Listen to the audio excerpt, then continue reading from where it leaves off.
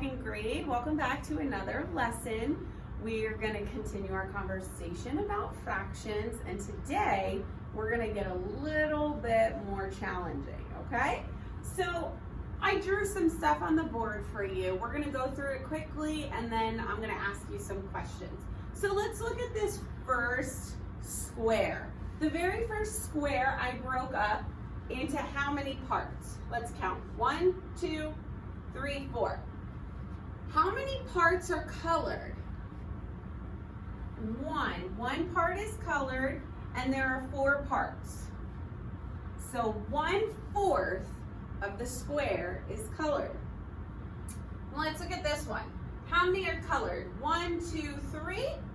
3 parts of 1, 2, 3, 4. Of 4. So 3/4 of the square is colored.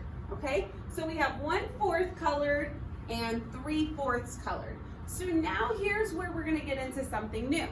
We're looking at those fractions. We got 2 fractions on the board, 1/4 and 1/3. And I want to know which fraction is bigger.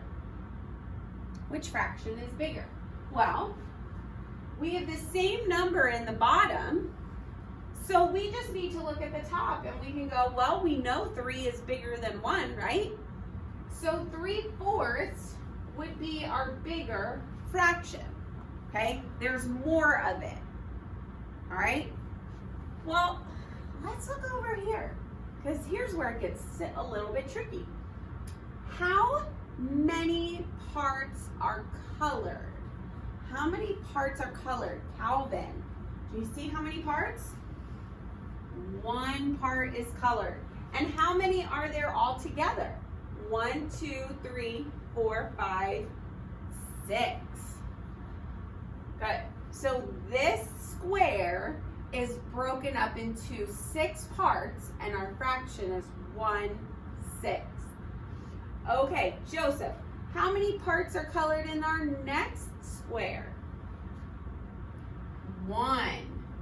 And how many total parts are there? 1, 2, 3. So this square is broken up into 3 equal parts, and 1 part is colored. So this is 1/3. Well, let's look down here. Ms. Smith wrote on the board, the more parts a shape is partitioned into, the blank the parts are.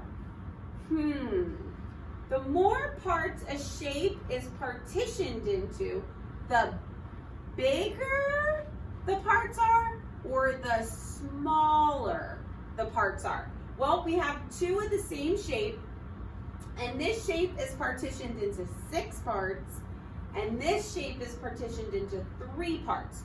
So if I partition them into more parts,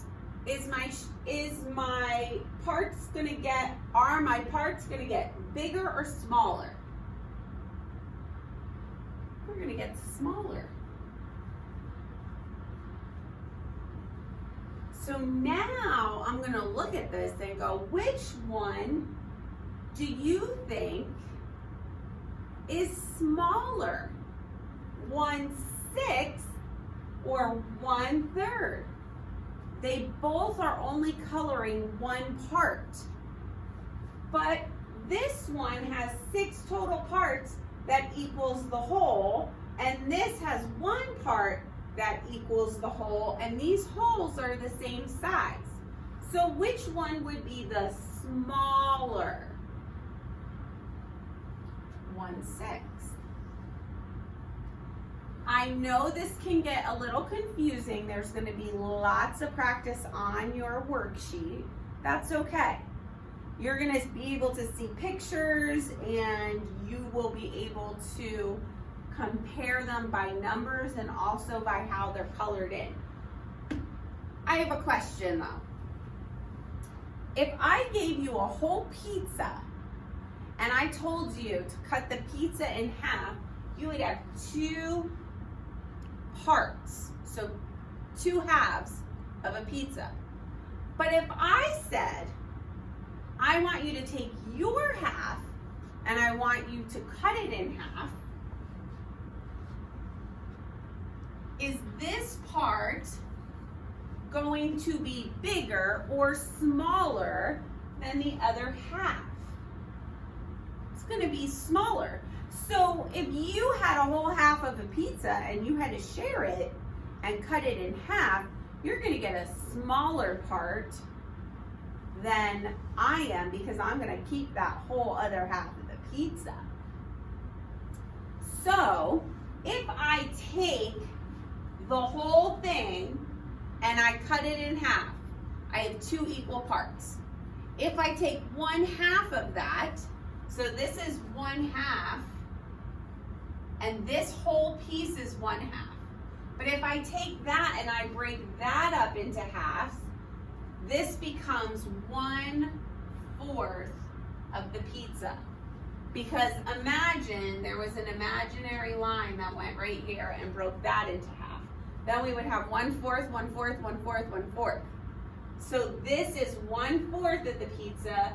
This is 1/2 of the pizza. Okay, hopefully then you don't really have too many questions about that. That's where it starts to get a little bit challenging. I am going to have another video for you to watch just to give you guys a few more examples, and then you'll get to work on your worksheet.